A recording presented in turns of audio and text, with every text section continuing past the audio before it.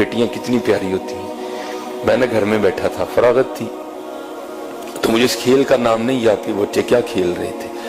وہ پرچیاں ڈالی تھیں, ایک پرچی پہ لکھا تھا بادشاہ, ایک پہ لکھا تھا وزیر, ایک پہ لکھا تھا قاضی, اور ایک پہ لکھا تھا چور. ان 4 پرچیوں کو بند کر کے نہ پھینک دیتے, پھر سارے ایک ایک اٹھاتے تھے.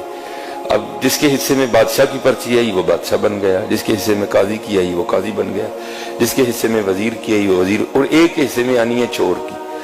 تو پھر جس کے حصے میں چور کی پرچی آنی ہے اس کے لیے پھر بڑے سخت معاملات ہیں. بادشاہ سلامت اس کو جو چاہے حکم دیں. ابھی میرا بڑا بیٹا ہے, اس نے کیا کیا ہوا ہے, اس نے پرچی کو نا تھوڑا سا پھاڑ دیا ہے بادشاہ والی کو.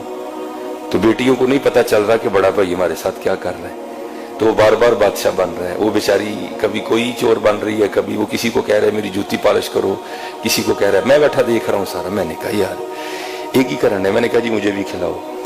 ایک کو ڈراپ کر دیا, تو پھر وہی والا کام میں نے کیا. میں نے پرچی تو نہیں پھاڑی, لیکن میں نے بادشاہ والی پرچی پہ نا پین سے نشان لگا دیا. اب 2-4 بار بادشاہ بن کے میں نے اسے خوب کام کروایا. تو میں نے کہا چل یار ہوں بچیاں بھی بادشاہ بنائیے. تو میں نے اپنی بڑی بیٹی کو کہا کہ یہ جس پہ نشان لگا نا تو نے یہ پرچی اٹھانی ہے.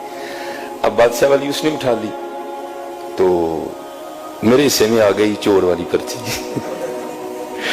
اب سب نے بتانا تھا کہ کیا پرچی آئی ہے, تو سب نے بتایا. تو اینڈ پہ نا مجھے سارے کہتے ہیں جی بابا آپ کیا بنے ہیں. تو میں نے کہا جی میں چور بنا. میں حضور کے ممبر پہ بیٹھا ہوں, میں جھوٹ نہیں بولوں گا. میری چھوٹی بیٹی رو پڑی اور میرے گلے لگ کے کہتی میرے بابا چور نہیں ہے. میرے گلے لگ کے رو پڑی. خدا ممبر پہ بیٹھا ہوں حضور کے, میں جھوٹ نہیں بول رہا. حالانکہ میں ایسی باتیں نہیں سناتا, یہ آپ کی دلجوئی کے لیے سنا رہا ہوں کہ بیٹیوں کے لیے کبھی ایسا فکرہ نہیں بولنا. یہ رحمت ہوتی ہے. میں ممبر پہ بیٹھا کہہ رہا ہوں, میرا اللہ گواہ ہے اس بات کا. میں ایسی باتیں نہیں سناتا. وہ میرے ساتھ لگ کے نہ رو پڑی, حقیقتاً رو پڑی, اور کہتی میرے بابا چور نہیں. یہ رحمت ہے. بیٹیوں سے محبت کروا دے.